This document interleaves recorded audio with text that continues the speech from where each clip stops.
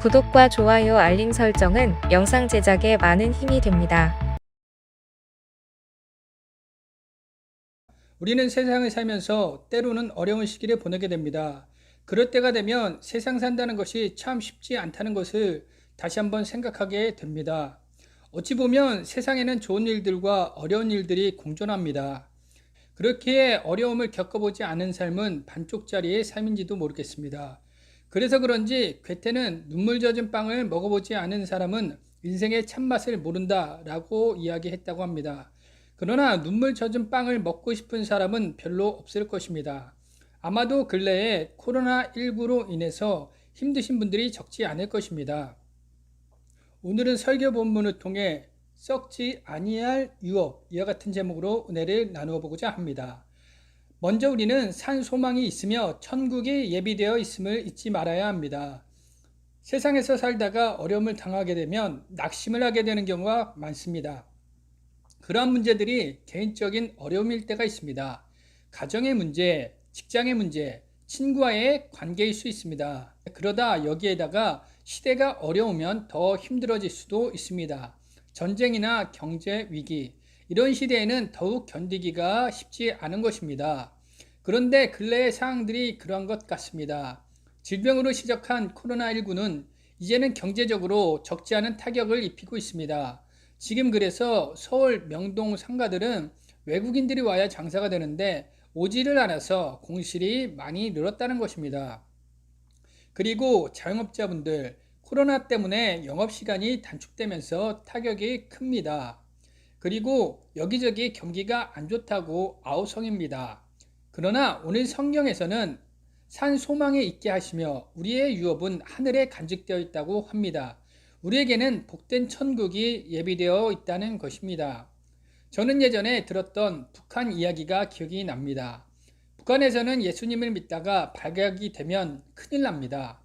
그런데 북한에서 한 가족이 예수님을 믿다가 잡혀서 처형당하게 되었습니다. 그러자 아이가 무서움에 막 울더라는 것입니다. 그러자 엄마가 아이에게 이렇게 말했다는 것입니다. 왜 우느냐? 울지 마라. 이제 우리 저녁은 천국에서 먹자꾸나. 그렇습니다. 우리가 세상에서는 어려움도 당하지만은 우리에게는 저 영원한 천국이 준비되어 있는 것입니다. 그러므로 천국을 바라보며 어려움들을 이겨내시기 바랍니다. 그리고 나아가 하나님께서 보호하고 계시고 이러한 근심은 잠깐이라는 것입니다. 오늘 1장 5절에 너희는 말세에 나타내기로 예비하신 구원을 얻기 위하여 믿음으로 말미암아 하나님의 능력으로 보호하심을 받았느니라 라고 하였습니다. 하나님께서 우리를 지켜보시고 보호하고 계심을 잊지 말아야 할 것입니다. 이용규 선교사님이 예전에 쓰신 내려놓음이라는 책이 있습니다. 그런데 여기에 유명한 예가 하나 있습니다. 선교사님은 표지가 사막 사진인 여행 전문 서적을 아드님에게 보여주었다고 합니다. 그리고 여기 가고 싶냐고 물어봤다고 합니다. 그러자 아드님은 싫다고 고개를 절레절레 흔들었다고 합니다. 그래서 선교사님은 엄마가 지금 여기에 가 있는데도? 라고 되물었습니다. 그러자 아드님은 그럼 갈래요? 거기 좋아. 라고 했다고 합니다. 그렇습니다. 아드님에게 중요한 것은 엄마와 함께 있을 수 있다는 것이었습니다. 엄마와 함께라면 어느 곳에서라도 행복할 수 있습니다. 어쩌면 지금 우리의 삶이 이런 사막과 같을지도 모릅니다. 그러나 이러한 상황 속에서도 하나님께서는 우리와 함께 계십니다. 그러므로 우리도 하나님의 보호하심을 믿으며 마음의 근심을 내려놓아야 합니다.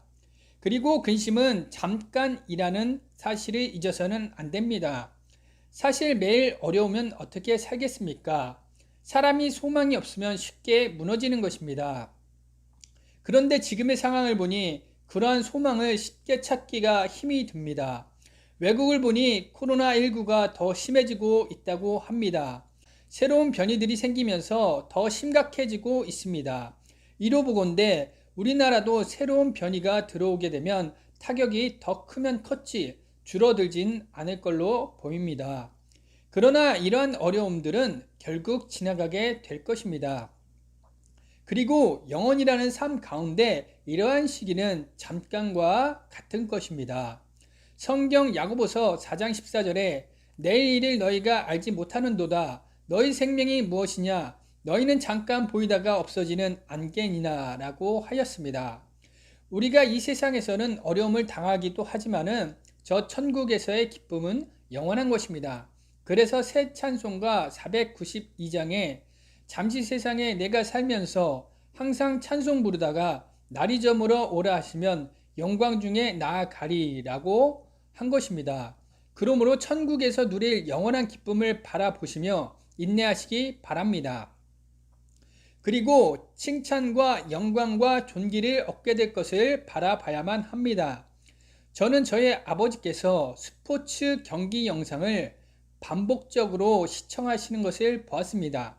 아니, 왜 본 영상을 몇 번씩 다시 보는 것일까? 그런데 알고 보니 그 경기 영상들은 이미 이긴 경기 영상이었습니다.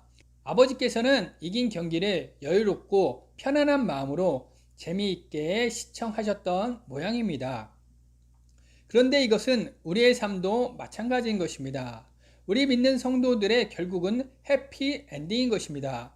그러면 우리는 언제 그러한 때를 맞이하게 될까요? 오늘 성경은 예수 그리스도께서 나타나실 때라고 하였습니다. 예전에 하늘로 올라가신 예수님께서는 마지막 때에 올라가신 그대로 다시 오실 것입니다. 그때에 우리는 칭찬과 영광과 존귀를 얻게 될 것입니다. 그런데 그러한 때가 가까이 오고 있습니다. 마태복음 24장 5절에 많은 사람이 내 이름으로 와서 이르되 나는 그리스도라 하여 많은 사람의 미혹하리라 하였습니다. 그런데 지금 얼마나 이단들이 난리를 치고 있습니까? 마태복음 24장 7절에 민족이 민족을 나라가 나라를 대적하여 일어나겠고 곳곳에 기근과 지진이 있으리니 라고 하였습니다. 지금 얼마나 세계적인 분쟁과 갈등들이 있습니까? 그리고 기술이 최첨단으로 발달했다고 하는 지금이지만 세상은 얼마나 기근에 시달리고 있습니까? 아기가 태어나기 전 그 고통이 엄청나다고 하는데 지금이 바로 그런 때와 유사한 것입니다. 그래서 계시록 세미나를 자주 하시는 이광복 목사님 같은 분도 지금 이 시대가 재림 시대라는 것을 삼척동자도 알 수 있다라고 하셨던 것입니다. 그렇습니다. 예수님이 다시 오실 날이 멀지 않았습니다. 그러므로 우리는 정신을 차리고 깨어서 믿음을 굳게 지켜야만 하는 것입니다. 설교의 결론을 말씀드리겠습니다. 지금 우리는 코로나19로 인해서 어려운 시기를 겪고 있습니다. 이러한 시기에 현실 상황은 우리를 힘들게 합니다. 그러나 이러한 시기에 잊지 말아야 할 것이 있습니다. 먼저 우리에게는 천국이 예비되어 있음을 잊지 말아야 합니다. 나아가 하나님께서 보호하시며 이러한 어려움은 지나간다는 것을 잊지 말아야 합니다. 나아가 장차 받게 될 영광을 바라보며 믿음을 굳게 지켜야만 합니다. 그래서 예수님 다시 오실 때에 모두 칭찬받는 저와 여러분이 되시기를 주님의 이름으로 축원을 드립니다. 구독과 좋아요 알림 설정은 영상 제작에 많은 힘이 됩니다.